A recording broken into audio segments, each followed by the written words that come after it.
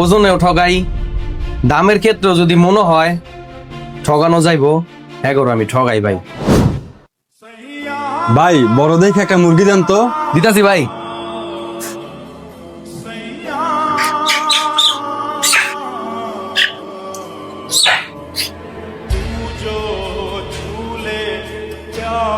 সকাল সকাল মনে হয় ভালোই একটা মুরগি পাইছি, মোবাইল লয়ে যে পরিমাণ ব্যস্ত, এখন আমি যেই দাম কমই সেই দাম দিয়ে কিনা লয়ে যাবো, সমস্যা নাই ভাই। 580 টাকা দেন।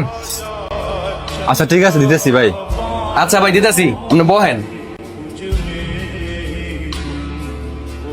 আচ্ছা ভাই, মুরগির ওজন কত হইছে? ওজনের কথা জিগাইলো কি লিখে? ওজন ভাই 2 কেজি 750 গ্রাম ভাই।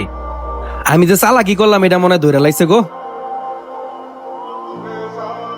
এই রে ক্যালকুলেটর মনে হয় বাইর করছে রে, মনে হয় হিসাব করতেছে এইবারকার মতো। আল্লাহ তুমি বাঁচায় দাও আল্লাহ, আর কখন এরকম করবো না আল্লাহ। ভাই 2 কেজি 750 গ্রামের দাম তো 190 টাকা করে হইলে 520 টাকা হে। ভাই মনে হইতেছে কি পাল্লাটায় মনে হয় কোনো সমস্যা হয়েছে ভাই। আর সমস্যা নেই ভাই, আপনি 520 টাকাই দেন ভাই। পাল্লার সমস্যা না? আচ্ছা, আপনি তো শুধু মুরগি সেল করেন, এমন তো আর না যে আপনি মুরগির সাথে অন্য কিছু সেল করতেছেন, অন্য কোনো কিছু রেডি জায়গায় বসানো যে ভুল হয়ে গেছে, এরকম তো কোনো অপশন নাই। আর আমি আপনার সম্বন্ধে শুনে আপনার দোকানে আসছি।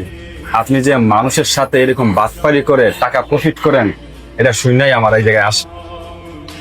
একটা জিনিস চিন্তা করেন তো, এই যে মানুষে ঠকাইয়া আপনি 20 টাকা 30 টাকা 50 টাকা প্রফিট করেন, কত দূর এটা? কত দূর? হয়তো এই দুনিয়ায় ভালো চলবেন, কিন্তু ভাই এটার জন্য পরকালে কি আপনার হিসাব দিতে হবে না? একটাবার চিন্তা করে দেখেন তো, আপনি কি জবাবটা দিবেন? হ ভাই ঠিকই কইছেন ভাই, আসলেই ভাই আমি মানুষের ঠগাই ভাই। ওজনেও ঠগাই, দামের ক্ষেত্রেও যদি মনে হয় ঠগানো যাইবো, এগারো আমি ঠগাই ভাই। আমার আসলে ভাই ভুল হয়ে গেছে ভাই, মাফ করে দিয়েন ভাই। আমি আর কখনো মানুষের ঠগাবো না ভাই। ভিডিওটি একটি বাস্তব ঘটনা নিয়ে করা, আপনারাও কোনো কিছু কেনার সময় ভেবে ঠকছেন না তো, তাই যাচাই বাছাই করে কিনুন।